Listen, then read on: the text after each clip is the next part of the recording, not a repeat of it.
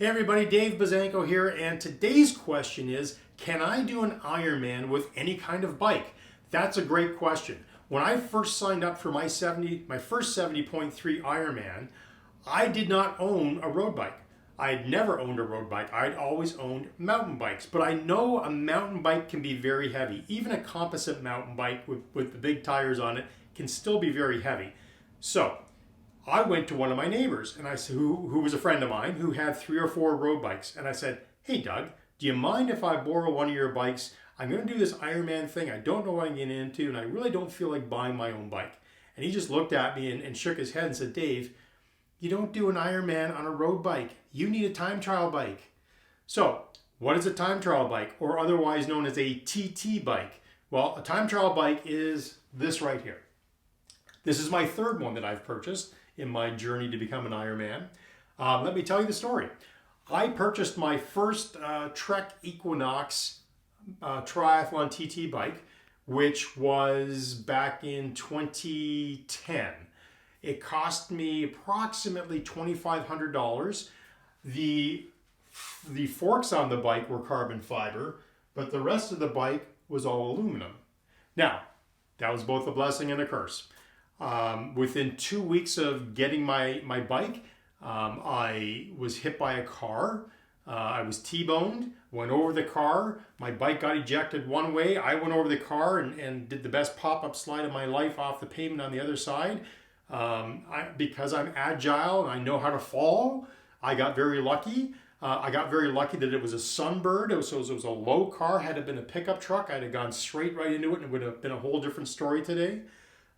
So the reason why I'm telling you that story is I had my first triathlon bike for literally 2 weeks before I got into a car accident.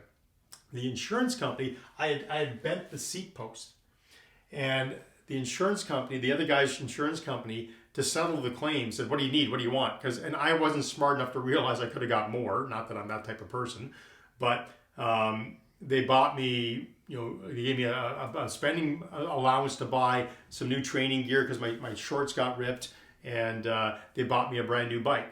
So now I had 2 TT bikes.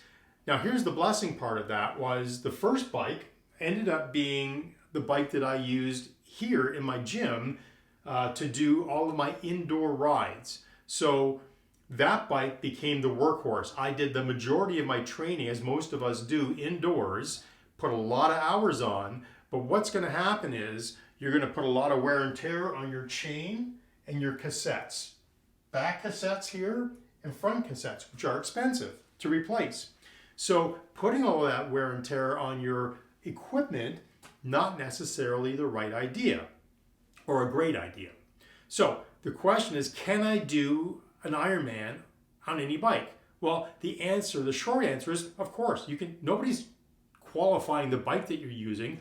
I will tell you, you will probably never be able to finish an Ironman distance race, 180 kilometers, in the time frame allowed or allotted on a mountain bike or a heavy bike. The whole point of getting a bike like this is for it to be aerodynamic, light, so that you don't burn your legs out and overwork yourself unnecessarily, so that you can go out and run a whole marathon after you've done that 180K bike. Something else to point out, this is not a road bike. This is a time trial bike. A time trial bike, the main point of difference between a road bike and a triathlon bike is right here, and it's the angle of the seat stem. On a road bike, the seat stem, the post, comes back by about 5 degrees. On a TT bike, it's forward by about 5 degrees, so that you can get into the aero bars more aggressively. So while you will see, and it can be confusing, you'll see in videos or in races that people are taking their road bikes and just putting aero bars on them, and that's totally fine. Some people do that because that's the style of biking they like to do. You may have a road bike right now and say, "Can I just put some TT handlebars on?" And is that good? Absolutely. My experience was, because I didn't own a road bike, I only had a mountain bike. When I bought my first bike, I went to the bike store, and they don't sell a lot of them, and they tried to tell me, hey man, when you're done this Ironman thing, you're going to want to go out and do road races, so you're not going to be allowed to ride this bike in a group setting with a bunch of road racers. And I went, I don't see myself going out on group rides with people doing those Peloton situations, joining a riding group. That wasn't what I was in this for. I said, I want a TT bike. And, the thing about this is that I got used to riding a TT bike. I never rode a road bike, so I didn't have that experience and try to understand what this experience was. So, can you use any bike in an Ironman triathlon? Absolutely you can. My advice, if you don't own a road bike right now, is to get a TT bike. Learn how to ride it. It will be your best friend. Getting into that aero position is just a matter of practice and stretching, and over time it becomes second nature. Just like riding a bike, What else can I tell you about this? I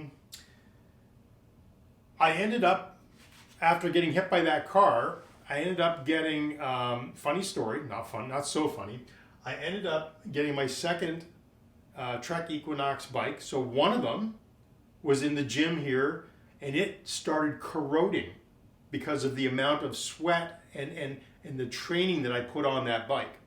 So as it was corroding, I reached out to Trek and I said, why is the paint bubbling from the inside on the top tube? And they said, well, that's not supposed to happen. I says, well, it is. So they ended up replacing that bike for me. So they said, well, I shouldn't say replacing the bike. They said to me, well, that's not supposed to happen. We're going to prorate the amount that you spent on that bike and give you a credit. So I ended up buying a road bike for my wife for free on that credit because it was less expensive than the TT bike that I had had. So now if you're keeping speed with me, I had the first bike that I got hit by a car with that I got to keep. That became my indoor training bike. I had my second bike that was my TT bike that I used for racing. Now I had a third bike that was my wife's bike that she got because that first training bike was corroding. Then my good TT bike, about 4 months before my race, my race when I did Ironman Mont Tremblant in 2017, that bike was sitting on my bike stand in my garage. I was about to wash it. My son came home, opened the garage door. It was noon. I wasn't thinking anything of it. And then my wife came home and said, why is your bike helmet on the front lawn? I said, that's a very good question. Why is my bike helmet on the front lawn? I went outside, and as I walked through the garage to see why my bike helmet was on the ground, I walked right past an empty bike stand. See, I had kept my bike helmet right here on my aero bars. Somebody, moment of opportunity, walked down our street, looked in my garage, saw a beautiful bike, walked up, took the bike, and rode away. We've got it on video camera, on our security footage of him doing that. And he took my helmet and threw it onto the ground. I literally walked out into the driveway, and I'm looking at my neighbor's lawn going, why is my bike helmet there? And then I turned around, and there was the empty bike stand, and I lost my mind, right? I'm not going to tell you, I got in the car and started driving all over the neighborhood, and I had the police on the phone, and they said, Mr. Bazanko, go home. We will take care of this. A, they're not taking care of it. They don't care about stolen bikes. But they didn't want me finding the person and regretting what was going to happen next, which was probably, in retrospect, a very good decision. But because I'm a triathlon coach, because I was an executive wellness coach, because I took my clients on bike rides, I learned two important things. One, your house insurance does not cover a $10,000 bike, which is what this is.